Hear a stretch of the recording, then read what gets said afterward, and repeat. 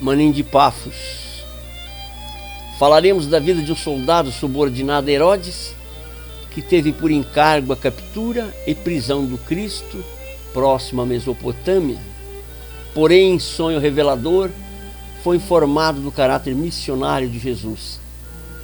Ao acordar, abdica-se da missão, e por esta decisão foi escarnecido pelos companheiros, mas glorificado por Jesus em uma bela visão. A chamada reunião de Pafos era uma simples brincadeira de sociedade, promovida para divertir autoridades de alta cúpula, a alguns aristocratas que ali compareciam de quando em vez e chegavam de outras províncias e se instalavam naquele lugar. Reunião esta ocorrida em uma cidade denominada Pafos, daí a origem da referida expressão. E naquela oportunidade conversavam e se decidiam altos negócios da corte do rei, se procurava saber notícia do povo e do que pensavam a respeito do rei Herodes, que dominava toda aquela região. Soldados se instalavam por todos os lados, e o assunto em pauta era a guerra, o poder e soberania. Acima de tudo comentavam sobre Herodes, sua autoridade, que era inquestionável e reverenciada. Havia ali um soldado graduado, responsável pelo exército daquela cidade, e também um pequeno setor da Judéia, que ficava além do Jordão, local de batismo de Yahshua ben Yosel, Jesus, feito por João Batista no século I. Apesar do cargo, Manim não apreciava as guerras, atinha seu ofício para garantir as benesses de seu posto graduado no exército. De sua posição privilegiada, sempre que se fazia oportuno, realizava algum bem, mas sempre precavido em relação a Herodes, seus superiores, os bajuladores do rei, bem como de seus próprios soldados, que em maioria eram violentos, sanguinários e aproveitadores de ocasião. Assim lidava com esmero e habilidade o poderoso militar, sempre tentando ser pragmático. Sabia se fazer respeitar em seu tão elevado cargo e função. O tempo passa e Manim tenta agradar a todos e se manter como pôde no encargo. Todavia, sempre atento ao cumprimento do dever, obedecendo a todas as ordens. Às vezes o fazia mesmo a contragosto para acalmar a violência que existia entre os seus comandados, que na maioria não passava de animalha elevada à condição de representantes do poder legal, dominante e uniformizada ocasião. Certa feita, soube da existência de um justo Rabone, mestre entre os judeus, conhecido por Jesus, e como tivesse esses conflitos em seu mundo íntimo, resolveu procurá-lo com o intuito de esclarecimento, mas mal havia saído da cidade e recebeu a espinhosa incumbência de procurá-lo, com o fito de prendê-lo, e por isto entristeceu-se. Entretanto, foi uma ordem real e deveria desincumbir-se de mais aquela missão. Em seu mundo íntimo, sabia por antecipação que alguma coisa diferente em sua vida iria acontecer quando se encontrasse com aquele Messias Nazareno. Preparou a tropa e partiu em direção ao sul da Mesopotâmia em busca do precioso Rei dos Reis. Muito se viajou e fizeram paradas aqui e ali, ora dormindo em pousadas, ora sob as árvores ou ao relento. Tinham por travesseiros apenas as pedras do caminho e cobertores os próprios mantos e panos que trouxeram no dorso dos animais. Na oportunidade dessas paradas para os soldados, comentavam entre si que o tal rei poderia oferecer muita resistência e, portanto, deveriam manter-se precavidos das prováveis forças armadas do esperto líder agitador travestido de Messias. Provavelmente ele teria o intento de destronar Herodes e tomar conta de toda aquela região. Sol a pino passaram por um local onde árvores altas e sobreiras convidavam ao descanso de todos. Pensando assim, Manin, a bem da saúde da tropa e do êxito da tarefa, se decidiu pela parada por cerca de 1 hora, suficiente para o refazimento das energias de todos. Maninha acostava-se em uma das árvores e, após as ordens de praxe junto ao sentinela, tirou um cochilo. Em sonho, aquele dirigente marchava com seu exército em direção ao cumprimento de seu dever, até avistar um homem, alto, 1,85 m, forte, pele bronzeada e firme, manto claro, empoeirado ao corpo, fechado ao peito por uma cinta de laço confeccionada no mesmo material.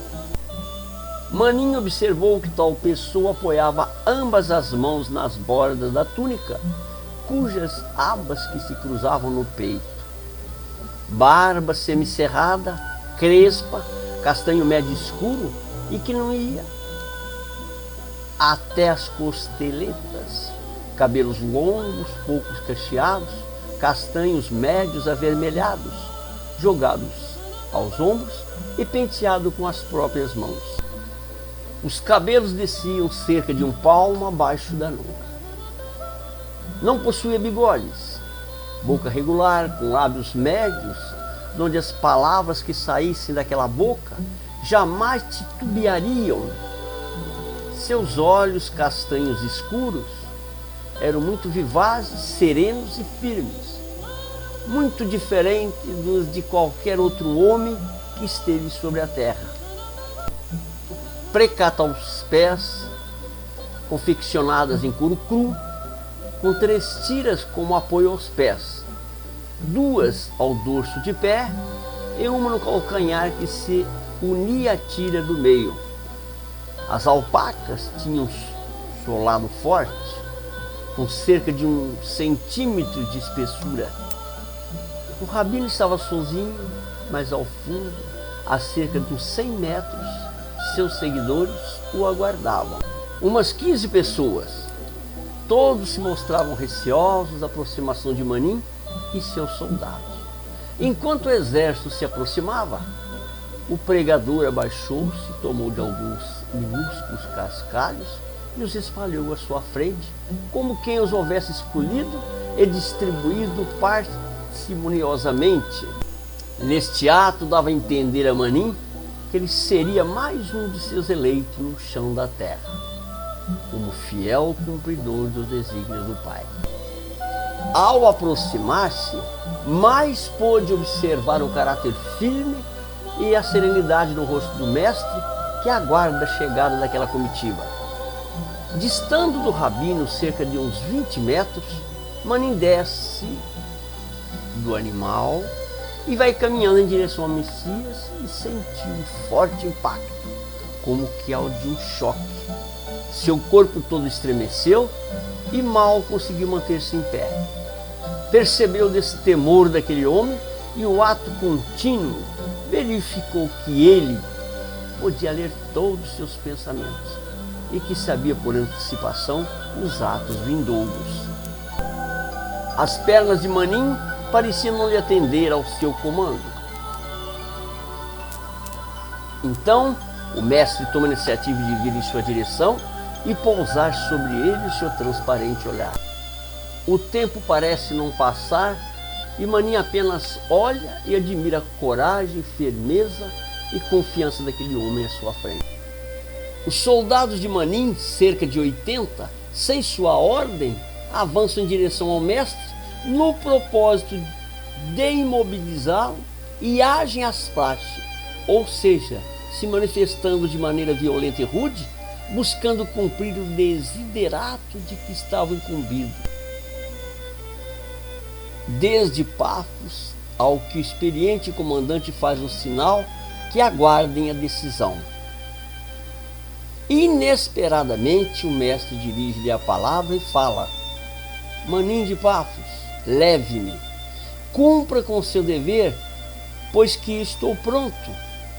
Mas aquele comandante vê-se cada vez mais aturdido emocionalmente com aquele encontro. Foi como que se um raio houvesse atingido. Diante daquele indescritível conflito, limita-se a dizer: mestre, perdoe-me, tu és um santo, perdoe-me, não posso, sinto que és verdadeiramente o Filho de Deus vivo. Minha alma se mudiz, não posso, reafirma. O mestre retorna o diálogo e lhe questiona: maninho, que dirão seus superiores e subordinados? Não tens medo? Cumpra definitivamente com seu dever. Teus pares te tomarão por covarde. Todo o teu patrimônio material te será tirado. Açoitar-te-ão até a morte, ou por acaso achas que te pouparão? Valerá a pena passar por tudo isso, desobedecendo às ordens de Herodes? Inerte, maninho ouve aquelas palavras ternas, como as estrelas que brilham todas as noites, encantadoras como as ondas milenárias do oceano bravio.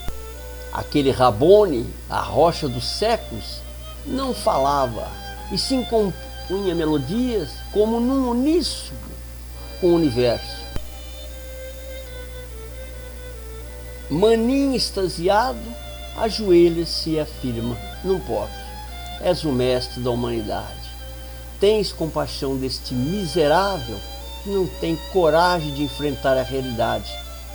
Faça de mim conforme a sua vontade. Após essas palavras, Maninho chora copiosamente. O Messias, com olhar alegre e meigo, vem em sua direção, toca seus cabelos e os afaga, enxuga-lhe a lágrima e diz: bem-aventurado és Maninho de Pafos, pois estás salvo pelos séculos dos séculos. Não foste e nem será tu quem deverá entregar o Cordeiro de Deus, que lava os pecados da humanidade. Portanto, eu te digo, serás bendito na terra como no céu, e o meu Pai Celestial, que a tudo vê, não o esquecerá. Vá e seja feliz. Minutos após, Maninho começa a despertar e, sentindo um profundo vazio no interior de si próprio, chama seus soldados e demais componentes da expedição e lhes conta o sonho. Desnecessário dizer que todos riram dele, inclusive o representante do rei, que ali estava para se assegurar do êxito nas peregrinações à busca do Messias. Em alta voz, o representante do rei, em gesto impulsivo, brame sua espada e diz: não podes negar a Herodes, o nosso rei, é o único. Se o negares, terás que ver comigo e com o próprio rei. Diante daquelas palavras, Maninho olha para aquele preposto de Herodes e diz: pobre de ti, infeliz criatura, não sabes e nem reconheces esse homem do sonho. Portanto, faça de mim o que quiser, pois esse homem é justo e não posso prendê-lo. Imediatamente entrega seu cargo, bem como seus pertences, ao representante legal de Herodes. Retorna à sua cidade natal, retira toda a sua família e se dirige ao outro lado da Mesopotâmia. Andaram longos e longos quilômetros quando ouve-se um barulho. Maninho volta-se e viu como um clarão, e com este lhe aparece o inesquecível, o Rabi da Galileia, que lhe olha sereno e agradecido apenas e diz: vá em paz. É espírito de Johan, 8 de outubro de 77, no culto do lar, psicografia Edson Flauzino Ceni e revisão de Ceni Júnior. Em 20 de agosto de 1996, no local denominado Seda, o espírito de Jerônimo Ribeiro Mendonça nos traz o complemento dessa história de Maninho com o seguinte soneto: o rosto de Jesus. Vi Jesus aparecer de manhã em meu cantinho. Foi lindo amanhecer, pois surgiu devagarinho. Trouxe rosas e os jasmins e também até hortênsias. Eu assim pedi por mim e por todas as desavenças. Obrigado, meu Senhor, meu amigo e meu pastor. Foi por ti, meu Salvador, que suportei tanta dor. Agradeço e me despeço por tudo que conseguido, e hoje eu nunca meço o quanto tenho seguido.